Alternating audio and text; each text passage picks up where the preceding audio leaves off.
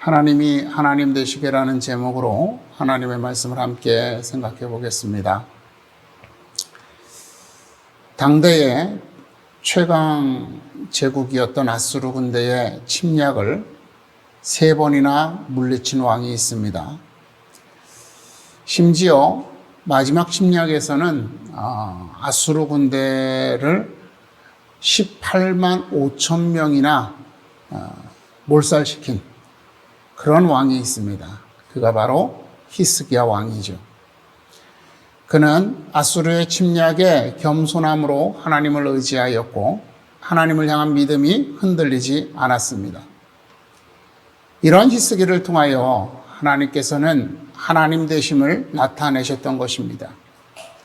이제 이 사건으로 인해서 그의 명성은 주변에 있는 나라들에게 널리 알려지게 되었습니다.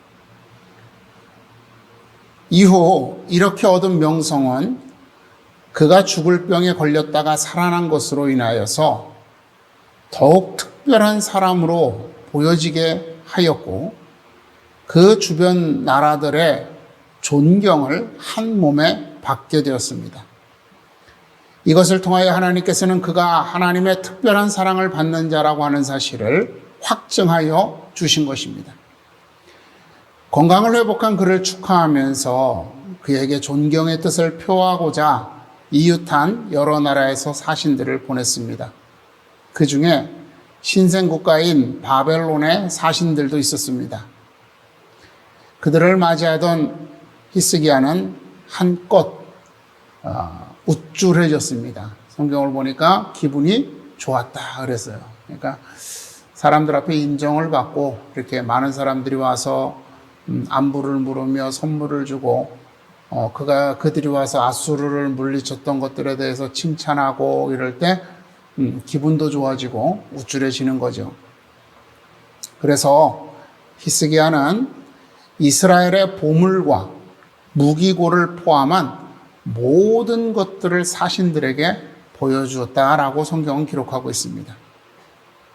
자, 왜 히스기야가 사신들에게 무기고와 이 보물들 그리고 이스라엘에 있는 모든 것들을 다 시찰할 수 있도록 허락해 줬느냐? 왜 이런 상황이 벌어졌느냐? 이에 대하여 역대하서를 보게 되면 하나님께서 그의 심중에 있는 것을 다 알고자 하사 시험하셨더라라고 말씀하고 있습니다. 즉 그가 이스라엘을 구원하시고 그를 죽음에서 살리신 하나님을 증거하는지 아니면 자기의 능력과 지혜를 자랑하는지 하나님께서 시험하신 것이다 라고 하는 거죠. 그런데 히스기야는 우쭐한 마음에 자만한 마음에 무기고와 보물을 비롯한 이스라엘의 모든 것들을 보여주며 자신이 이룬 것, 자신이 스스로 이루었다고 생각하는 것들을 자랑하였던 것이죠. 하나님께서 그와 함께 하시고 그의 마음을 지킬 때에는 하나님 앞에 겸손하였던 히스기야였습니다. 그러나 하나님께서 그를 시험하시고자 그를 잠시 떠나셨을 때에 그는 하나님을 의지하지 않았고 자신을 자랑하였던 것입니다. 이에 하나님께서는 이사야 선지자를 보내셔서 이스라엘의 모든 것들이 바벨론에게 빼앗기게 될 것이고 그 후손들은 바벨론의 포로로 잡혀가 바벨론의 왕을 섬기는 환관이 되리라 라고 심판하셨던 것입니다. 이처럼 사람은 하나님을 의지할 때 번성합니다. 그런데 하나님을 의지하지 않고 스스로 섰다라고 생각하는 순간 그때는 하나님의 심판이 임하여 그 이룬 모든 것들이 무너져 내리는 거죠. 그런데 사람들은 종종 자기의 영예가 하나님의 영광을 더하는 것이다라는 그러한 착각에 빠지게 됩니다. 그래서 자신의 성공이 하나님의 성공이라고 착각합니다. 자신이 행하는 능력이 하나님의 능력을 나타내는 것이다라고 그렇게 생각하는 겁니다. 그래서 하나님께 능력과 권세와 복과 은혜를 구합니다. 그런데 하나님께서 우리를 영화롭게 하시는 것이죠. 우리가 하나님을 영화롭게 하는 것이 아니라 하나님께서 우리를 영화롭게 하신다는 사실입니다. 우리가 어떤 처지에 있든지 어떤 형편으로 살든지 우리는 하나님의 영광에, 하나님의 그 존귀하심에 단 하나라도, 눈꼽만치라도 그 하나님의 영광을, 하나님의 그 존귀하심에 어떤 영향을 끼칠 수 있는 그런 존재들이 되지 못한다라고 하는 것입니다.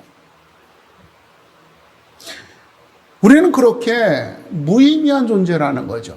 하나님은 우리에게 의존해 계시지 않고 오히려 우리가 하나님께 의존해 있는 존재라는 겁니다.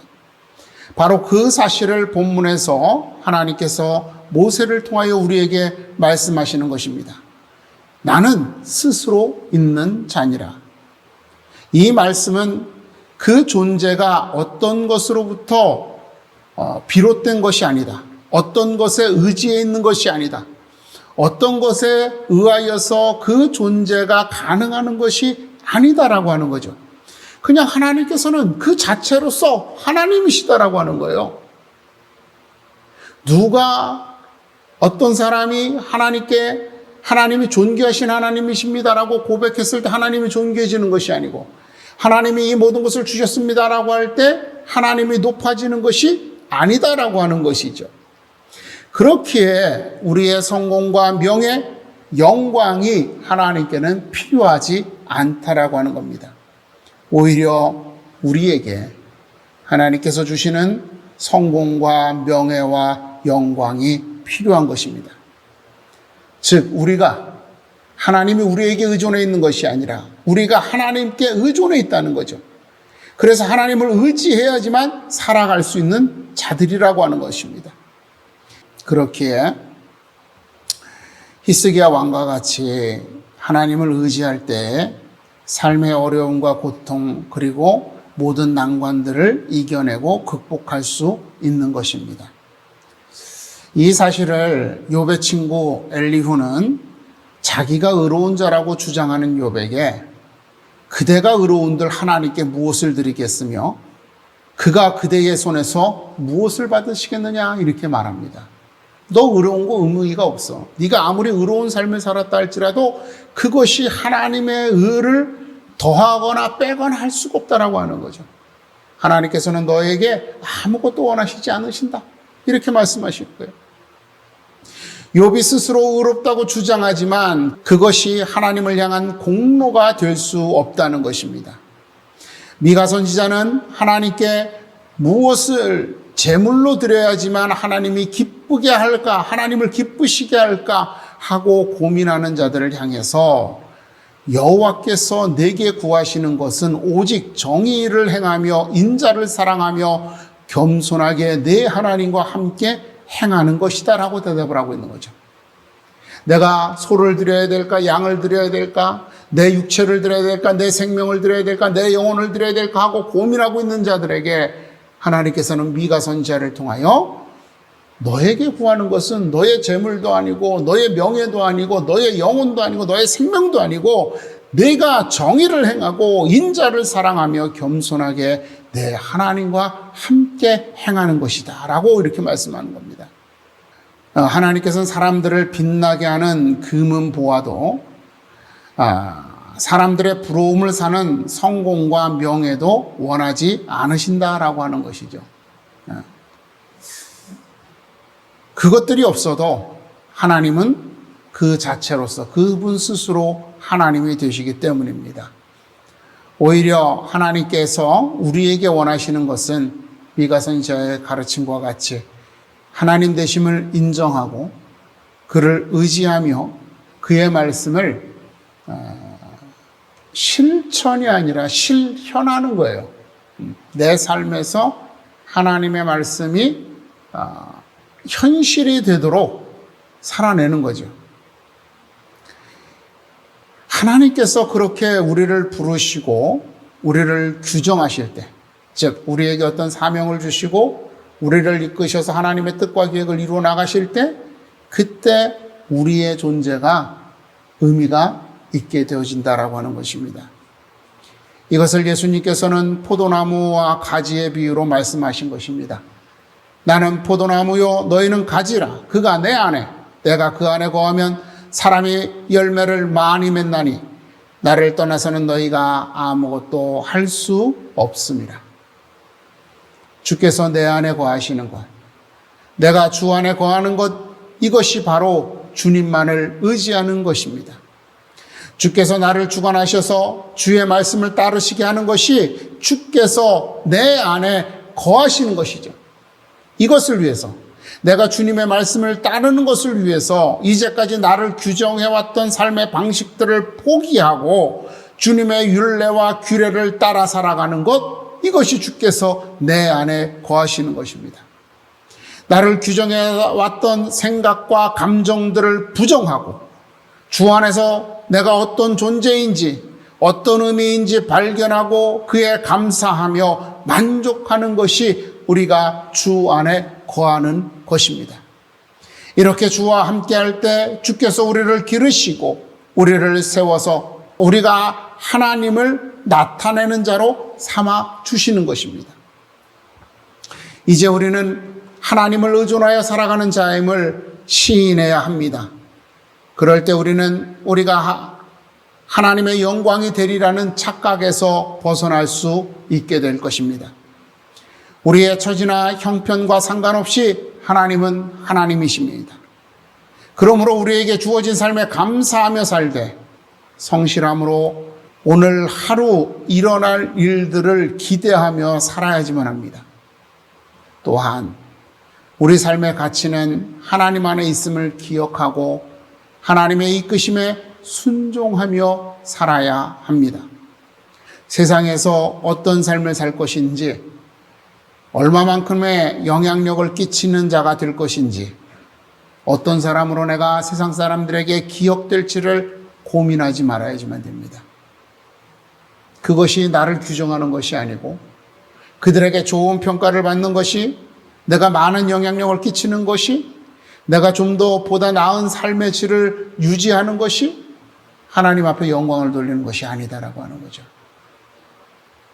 내게 주어진 삶이 어떠하든지, 가난해도 연약해도 아파도 정말 천한 삶을 살아도 내가 하나님 안에서 쓰임받는 자라면 나는 그것으로서 존귀한 자가 되어진다라고 하는 겁니다. 이것이 바로 하나님의 자녀된 것입니다. 이러한 자존감, 나는 누구인가? 나는 정말 하나님 앞에 이렇게 존귀 여김을 받는 사람인가? 라고 하는 자기 인식이 있어야지만 된다는 거죠. 세상의 소유를 통해서, 세상의 직장을 통해서, 직위죠. 직위. 혹은 세상의 어떤 미를 따라서, 미에 의해서, 아름다움에 의해서 나의 존재가, 나의 가치가 규정된다라고 하는 이런 생각들로부터 우리는 벗어나야지만 돼요. 이 생각에 빠져 있는 사람들이 하나님께 나를 높여달라고 기도하는 거예요. 그럼 내가 높아지면 하나님도 같이 높아지는 거 아닙니까? 라고 기도하는 거죠. 내가 부유해지면 하나님도 부유해지는 것 아닙니까? 라고 그렇게 기도하는 거예요. 그런데 그게 아니라는 거예요. 하나님은 그 스스로 하나님이시라는 거죠. 우리에 의해서 하나님의 존재가 의미가 있어지고 가치가 규정되는 것이 아니라 그냥 하나님 스스로 존귀하시고 하나님 스스로 아름다우시며 하나님 스스로 선하시고 능력이 있으신 분이다라고 하는 겁니다. 그런 분에게 우리가 의존해야지만 된다는 겁니다. 우리가 의존해야지만. 그리고 그분이 나를 그렇게 돌보신다라고 하는 이 사실이 우리의 마음속에 하나님의 백성이라는 자존감으로 자리 잡아야지만 된다는 겁니다. 그럴 때 어느 누구에게도 비굴하지 않고 당당하게 주어진 삶에 감사할 수 있게 되어지는 겁니다. 많은 것을 하나님께로부터 받아서 감사하는 것이 아니라 오늘 내가 살아있음에 대해서 하나님 앞에 감사할 수 있게 되는 거죠. 그냥 우리 요새 유행하는 찬양처럼 모든 것이 은혜, 은혜요. 이런 그러한 미사 여구에 그 감정을 실어서 은혜 받는 것이 아니라 그냥 내가 살아있는 것 자체가 하나님 앞에 감사하다라고 고백할 수 있게 되는 거란 말입니다. 그리고 하나님의 정의를 행하고 하나님을 사랑하며 겸손함으로 하나님과 동행할 수 있게 되어진다는 거죠. 내가 세상의 것들로 나의 존재가 규정되기 시작한다면 여러분 어때요? 하나님의 정의를 실천하면서 실현하면서 부딪히는 반대들, 내게 왜 다가오는 어떤 수모, 수치, 손해 이런 것들을 두려워할 수밖에 없어요. 할 수가 없는 거죠. 그것으로부터 벗어나서 하나님만이 나의 존재를 규정하시는 분이다라고 생각하고 나는 성도다, 나는 하나님의 자녀다라고 하는 자존감이 있을 때 하나님의 정의를 행할 수 있고 사랑할 수 있고 겸손함으로 하나님과 동행할 수 있게 되어진다라고 하는 겁니다. 여러분, 그것이 하나님의 자녀된 자의 삶이고 바로 저와 여러분이 살아나가야 할 삶입니다. 우리가 하나님께 도움이 되는 자가 아니라 하나님이 우리의 도움이 되시는 분이시라는 것 여러분 기억하시고 그분 안에 있을 때 여러분들의 삶이 의미를 갖는다는 것, 하나님이 함께 하신다는 것 기억하시면서 세상 앞에 비굴해지지 마시고 돈 앞에 비참하게 무릎 꿇지 마시고 당당하게 그것들에 맞서서 그것이 없어도 나는 하나님의 자녀답게 살 겁니다라고 고개를 숙이지 않는 그런 하나님의 자녀된 자, 스스로 있는 자, 하나님 스스로 하나님이 되시는 그 하나님을 신뢰하고 그분의 돌보심을 받는 자임을 나타낼 수 있는 그런 저와 여러분이 되기를 주님의 이름으로 축원을 드립니다. 기도하겠습니다.